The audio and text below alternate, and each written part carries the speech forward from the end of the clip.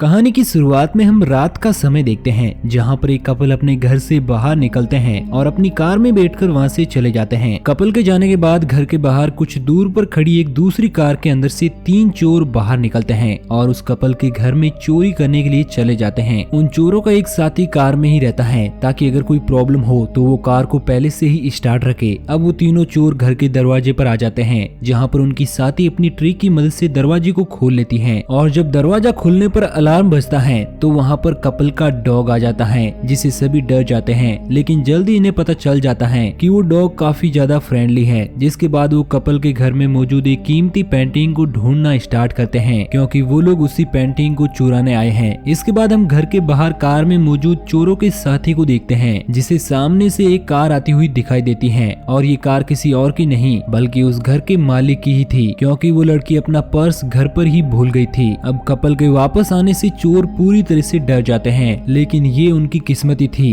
कि जब वो आदमी घर के अंदर से अपनी गर्लफ्रेंड का पर्स लाता है तो वो उन चोरों को नहीं देखता। अब कपल के जाने के बाद चोर भी पेंटिंग चुरा कर वहाँ से निकल जाते हैं। अगले सीन में हम एक शॉप को देखते हैं जहाँ पर एक लेडी कुछ खरीद रही थी। ये शॉप कोई नॉर्मल शॉप नहीं बल्कि पुरानी और कीमती चीजों को खरीदने बेचने की शॉप होती है। अब उस शॉप पर रात में कपल के घर पर पेंटिंग चोरी करने वाले चोरों में से 2 चोर जिनका नाम चैज और लियोन होता है वो भी शॉप पर चुराई गई पेंटिंग को बेचने के लिए आ जाते हैं। शॉप में पहले से ही मौजूद लेडी लियोन और चेज को अजीब तरह से देखती है, जिसके बाद वो शॉप ओनर को अपना ऑर्डर घर पर डिलीवर करने के लिए बोलकर वहां से चली जाती हैं। लेडी के जाने के बाद चेज और लियोन शॉप ओनर को चुराई गई पेंटिंग देते हैं जिसके बदले में शॉप ओनर इन्हें पैसे देता है और साथ ही एक और काम देने की बात करता है। यहाँ पर हमें पता चलता है कि शॉप ओनर भी चोरों से मिला हुआ है और वो ही इन्हें बताता है कि किसके घर पर कौन सी पुरानी और कीमती चीज मौजूद है। अब लियोन शॉप ओनर के ऑफर को मना कर देता है क्योंकि अब वो और चोरी नहीं करना चाहते। इसके बाद लियोन और चैज अपने ठिकाने पर वापस आ जाते हैं जहाँ पर उनके बाकी के 2 साथी विक्स और टॉड भी होते हैं। लियोन अब किसी भी कीमत पर चोरी नहीं करना चाहता, लेकिन लियोन के बाकी 3 साथियों को पैसों की जरूरत होती है, इसलिए सभी लोग मिलकर आखिरी बार चोरी करने का फैसला करते हैं और इस बार भी इन्हें चोरी कहाँ पर करना है वो शॉप ओनर ही बताएगा। अगले दिन ये लोग एक वैन चुरा कर अपने लास्ट मिशन को पूरा करने के लिए निकल पड़ते हैं। इस बार शॉप ओनर ने इन्हें एक हंटिंग नाइफ चुराने का टास्क दिया होता है जिसे दास प्रथा के समय अमीर लोग गरीबों का शिकार करने के लिए इस्तेमाल करते थे। अब ये लोग अपनी गाड़ी में नाइफ की हिस्ट्री के बारे में डिस्कस करते हुए उस जगह पर पहुंच जाते हैं जहां से इन्हें नाइफ चुरानी है। चैज सभी से कहता है कि इस बार मैं बाहर गाड़ी में नहीं रुकूंगा बल्कि तुम लोगों के साथ अंदर चलूंगा। इसके बाद सभी लोग अंदर आ जाते हैं जहाँ पर दरवाजा खोलते ही अलार्म बजने लगता है, लेकिन ये जगह गाँव या शहर से काफी ज्यादा दूरी पर थी इसलिए इन्हें जरा भी डर नहीं लगता और वो लोग नाइफ चुराने के लिए अंदर आ जाते हैं। विक्स और टॉड एक साथ नाइफ खोजने की कोशिश करते हैं और वहीं लियोन और चेज एक साथ ऊपर आकर नाइफ ढूंढते हैं। अब अचानक से टॉड गायब हो जाता है और जब विक्स टॉड को ढूंढती हुई एक कमरे में आती है तो वो देखती है कि कमरे का दरवाजा बंद था। अब विक्स को कोई पीछे से आकर बेहोश कर देता है, जिसके बाद चेज और लियोन पर भी पीछे से हमला होता है और जब उनकी आंखें खुलती हैं तो वो दोनों खुद को टॉड और विक्स के साथ बंधे हुए पाते हैं और इन चारों को गाड़ी में बैठाकर कहीं पर ले जाया जा रहा होता है। तो एक बंदा जिसका नाम मैलोरी होता है वो गाड़ी का पर्दा हटाता है और यहाँ पर लियोन और चेज देखते हैं कि यहाँ पर वो लेडी भी मौजूद थी जिसे इन्होंने शॉप पर देखा था। इस लेडी का नाम कैथरीन होता है जो एक शाही परिवार की वंशज होती है और इन्होंने जहाँ से हंटिंग नाइफ चुराने की कोशिश की थी वो प्रॉपर्टी भी कैथरीन की ही थी। इसके बाद कैथरीन के कहने पर मैलोरी लियोन और उसके तीनों साथियों को खींचकर गाड़ी से बाहर फेंक देता है और उनके ऊपर एक अजीब सा लिक्विड भी डालता है। दरअसल कैथरीन लियोन और उसके दोस्तों को जिस जगह पर लाई होती है वहाँ से दूर दूर तक कैथरीन के ही खेत और प्रॉपर्टी होती है और अब कैथरीन अपने पूर्वजों के रिचुअल को फॉलो करते हुए हंटिंग नाइफ से लियोन और उसके दोस्तों का शिकार करेगी। अब मैलोरी ने सभी के ऊपर लिक्विड इसलिए डाला होता है ताकि कैथरीन के डॉग लिक्विड की स्मेल से इनका पता लगा सके।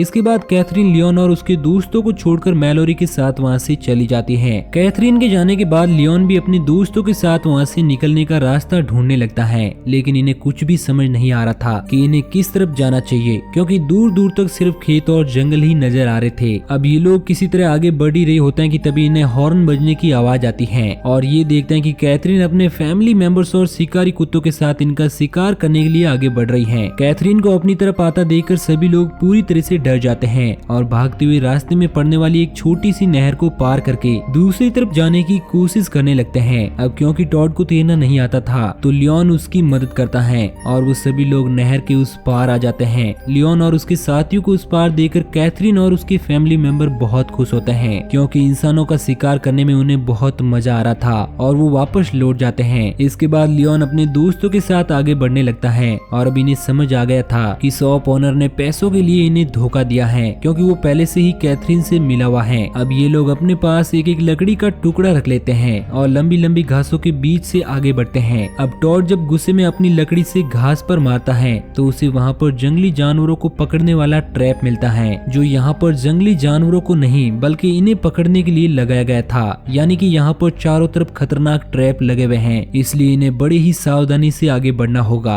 और अगले पल ये देखते हैं कि कैथरीन अपने फैमिली मेंबर्स और शिकारी कुत्तों के साथ इनका शिकार करने के लिए यहाँ पर आ चुकी हैं। अब कैथरीन को अपनी तरफ आता देखकर ये सभी लोग बुरी तरह से डर जाते हैं और भागते हुए एक वॉल के पास पहुंच जाते हैं। लेकिन वॉल को पार करने के दौरान टॉड नीचे गिर जाता है और एक ट्रैप में फंसने की वजह से घायल हो जाता है। इसके बाद लियोन और चैड मिलकर टॉड को ट्रैप से बाहर निकालते हैं और वॉल के ऊपर चढ़ाते हैं। चैज तो ऊपर चढ़ जाता है, लेकिन लियोन अभी भी नीचे ही था। और अब यहाँ पर कैथरीन के डॉग भी आ जाते हैं, जो लियोन पर अटैक करके उसे घायल कर देते हैं। लियोन अपने दोस्तों की जान बचाने के लिए खुद को अकेला छोड़कर उन्हें आगे बढ़ने के लिए कहता है, क्योंकि इसके अलावा उनके पास कोई और ऑप्शन नहीं था। अब विक्स टॉड के घाव पर पट्टी बांध देती हैं और वहीं दूसरी तरफ लियोन की सांसें अभी भी चल रही थी, जिसके सामने कैथरीन अपने फैमिली के साथ बैठकर बड़े ही आराम से कॉफी पी रही होती हैं। इसके बाद कैथरीन हंटिंग नाइफ की मदद से लियोन का गला काटकर उसे मार देती हैं और अपने फैमिली के ट्रेडिशनल रिचुअल को पूरा करती हैं। इसके बाद कैथरीन लियोन के ब्लड को माइल्स के चेहरे पर लगाती है और उसे रिवार्ड के तौर पर हंटिंग नाइफ देती है, क्योंकि ये माइल्स के लाइफ का पहला ह्यूमन हंट होता है। इसके बाद हम चैज और उसके साथियों को देखते हैं, जो खेतों को पार करके एक कच्चे रास्ते पर पहुंच जाते हैं कि तभी गाड़ी से इन्हें कोई अपनी तरफ आता हुआ दिखाई देता है। ये कोई और नहीं बल्कि कैथरीन का नौकर मेलोरी होता है। मेलोरी को अपनी तरफ आता देखकर विक्स रास्ते पर बेहोश होने का नाटक करने लगती है।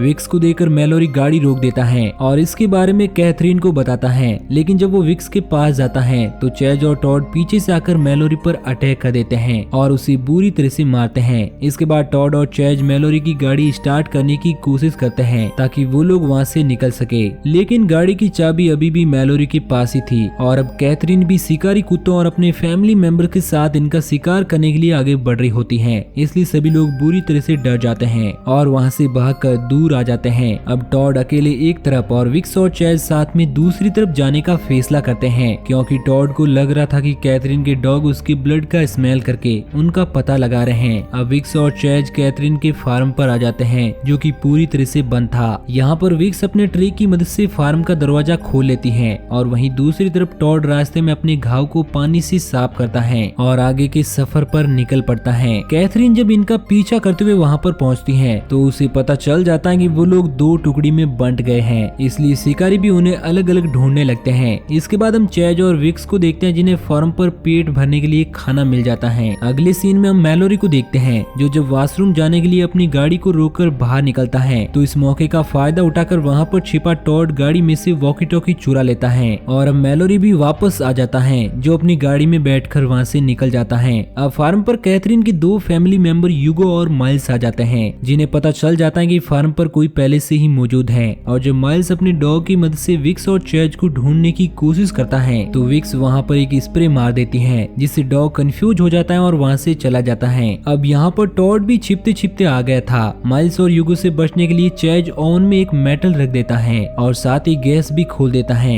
इसके बाद विक्स और चैज स्टोर रूम में छिप जाते हैं और जब माइल्स अंदर आने की कोशिश करता है कि तभी ओवन ब्लास्ट हो जाता है, जिससे माइल्स दूर जाकर गिरता है और काफी ज्यादा घायल भी हो जाता है। इसके बाद विक्स चैज और टॉड के साथ वहाँ से निकल जाती है और यूगो भी गुस्से में अपनी गन लेकर इन्हें ढूंढने के लिए निकल पड़ता है। रास्ते में टॉड के पास मौजूद वॉकी टॉकी की मदद से कैथरीन इनसे बात करती है, जो इन्हें बताती है कि ये लोग अपनी गलती की सजा भुगत रहे हैं, क्योंकि ये लोग कैथरीन के घर में हंटिंग नाइफ चुराने के लिए गए थे, लेकिन ये तो सिर्फ एक बहाना था। असल वजह तो वॉकी टॉकी की मदद से इनकी लोकेशन का पता लगाना था। इसके बाद चैज एक पेड़ पर चढ़कर ये देखने की कोशिश करता है कि इन्हें किस तरफ जाना चाहिए कि तभी वहाँ पर हंटर आने लगते हैं। हंटर को अपनी तरफ आता देखकर ये लोग जंगल के अंदर चले जाते हैं, जहाँ पर टॉड विक्स और चैज को खुद से अलग रहने के लिए कहता है, क्योंकि घायल होने की वजह से वो उनके लिए मुसीबत बन सकता था। इसके बाद विक्स और चैज साथ में वहाँ से दूसरी तरफ निकल जाते हैं और टॉड अकेले ही अपनी मंजिल ढूंढने का डिसाइड करता है, लेकिन कुछ ही समय बाद वो यूगो के द्वारा पकड़ा जाता है।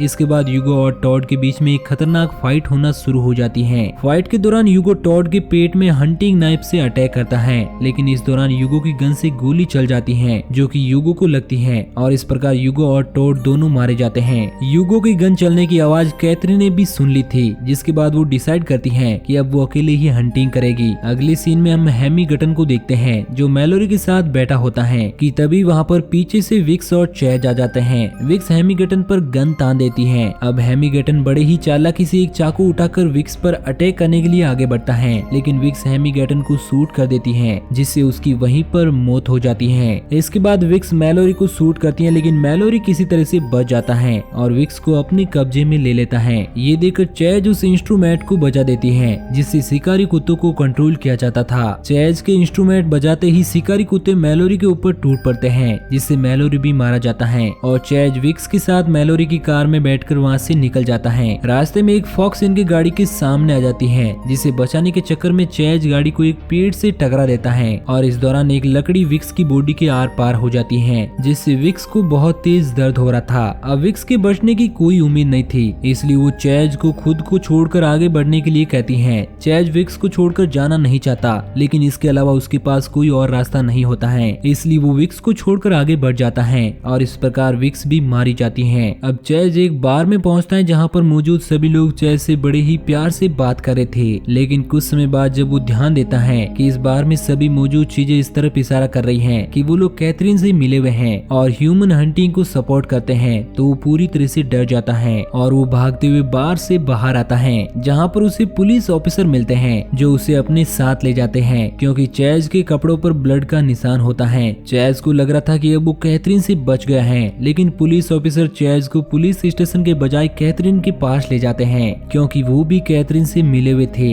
कैथरीन चैज को बताती है कि उसे बहुत खुशी है कि चैज सरवाइव कर पाया, जिसके बदले रिचुअल के अनुसार वो चैज को ढेर सारा पैसा ऑफर करती है। अब चैज उन पैसों को लेने और कैथरीन की बात मानने के अलावा और कुछ नहीं कर सकता था क्योंकि पुलिस ऑफिसर भी कैथरीन से मिले हुए थे। कैथरीन की बात मानकर चैज वहाँ से निकल जाता है। अगली सीन में हम उस शॉप ओनर को देखते हैं जिसने चैज और उसके दोस्तों को कैथरीन के जाल में फंसाया था। चैज भी शॉप ओनर को एक हंटिंग नाइफ गिफ्ट करता है और अगले ही पल वहाँ पर पुलिस भी आ जाती है, यानी कि शॉप ओनर भी पकड़ा जाता है और इस प्रकार चैज ने बड़े ही चालाकी से शॉप ओनर से अपना बदला ले लिया और इसी के साथ ये मूवी यहीं पर एंड हो जाती है। तो दोस्तों आपको ये कहानी कैसी लगी नीचे कमेंट करके जरूर बताना और इसी तरह की कहानियों के डेली डोज के लिए हमारे चैनल को सब्सक्राइब जरूर करना।